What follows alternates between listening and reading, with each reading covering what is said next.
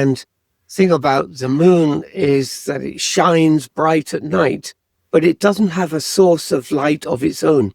It's actually just reflecting the sun's light. And so what you're seeing, you think it's moonlight, but it's a kind of deception because it's not really moonlight. It's reflected light.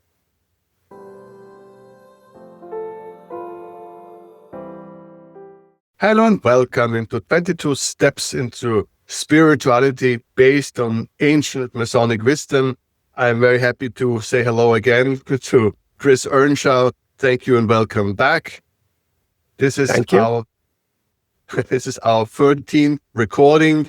So it is a long series. It's going to be 22 videos altogether where we get a sneak peek in the upcoming book of Chris, where he's explaining a lot of very practical, I think, unique to the world concept based on Masonic wisdom of initiation and the paths through the 3 first degrees, but they're practical advice, what you can do in terms of preparing yourself spiritual.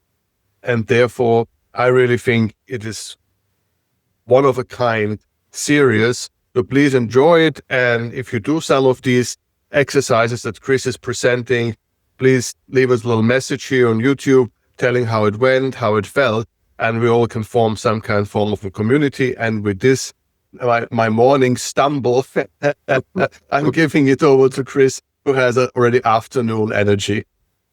Please. Thank you, Philipp. Today is lesson 13, the 3 lesser lights. When we talk about the 3 lesser lights, we're talking about the sun, the moon, and the Worshipful Master of the Lodge. We can think of these in Western philosophical terms or in Chinese Daoist terms. The idea is that this would be light that would guide you through your progress through the lodge. In Daoist terms, the sun represents the strong male masculine energy, and the moon is the yin, the female energy, and the Worshipful Master represents the spiritual teachings that are inherent to a person. And so together it's a kind of harmonization or a balance. The thing to know is that the sun is more about mundane energy, whereas the moon is more of a spiritual energy. And the thing about the moon is that it shines bright at night, but it doesn't have a source of light of its own. It's actually just reflecting the sun's light. And so what you're seeing, you think it's moonlight, but it's a kind of deception because it's not really moonlight. It's reflected light. But anyway, so move on from there. Looking at my manuscript here. Yes. So in Freemasonry, the sun represents truth, and the moon represents, I mentioned, reflection. And so the Worshipful Master joins these two to represent moral guidance within the lodge. In Taoism, it's interesting that in a Taoist temple, there are 3 officers. In Masonry, there are 3 senior officers, but in Taoism, there are only 3 officers. And one represents the sun, one represents the moon. They're called commanders. And the third one, he represents, or in fact, he transmits the light from the universe to the candidate. And we'll talk about him near the end of the course because has a very important role to play. These 3, the important thing about these 3 is whether you have in balance with these 3 types of the 3 lights, the 3 lesser lights. So are you receiving sufficient moral guidance in your life? And that doesn't mean guidance by reading the Bible, because the Bible is a very complicated text. But do you have access to moral guidance? Is that somebody who to help direct you when you have problems or issues. It's rather like a mentor, or a grandfather or someone like this, or a professor you respect. Do you have this sort of person in your life? Most men have too much yang energy in their lives, the sun yang, so they tend to be, too aggressive in trying to reach their goals. And this lesson here asks you to reflect upon the balance, whether you have a sufficient yin energy in your life.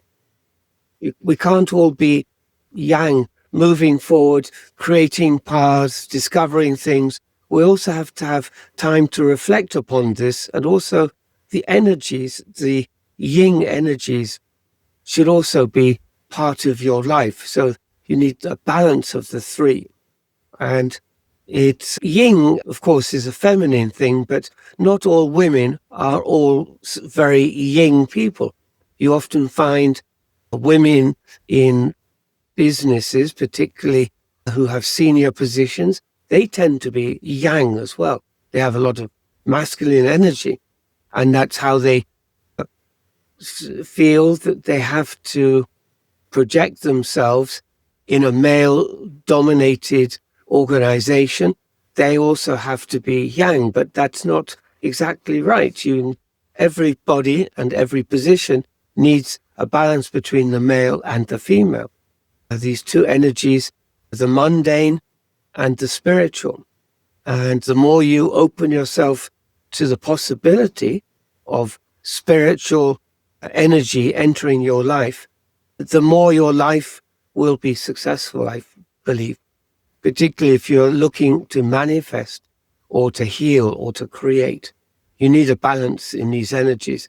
And this is what this degree, the 13th lesson, is teaching us. And we have a phrase from the Tao Te Ching. It says, "He who knows others is wise. He who knows himself is enlightened." Chapter 33 from the Tao Te Ching. If you have time, you can reflect upon your life to see what energizes you in your everyday. This is the sun energy. What soothes or restores or gives you comfort? This would be the moon energy. And what keeps you aligned to the truth? We live in difficult times at the moment with wars all around the world. Are you able to keep a handle on the truth? And this is the role of the master in the lodge.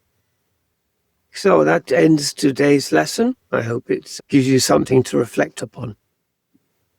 It is our first reflective lesson without super practical breathing and other things. So that's interesting that we are getting a bit more philosophical.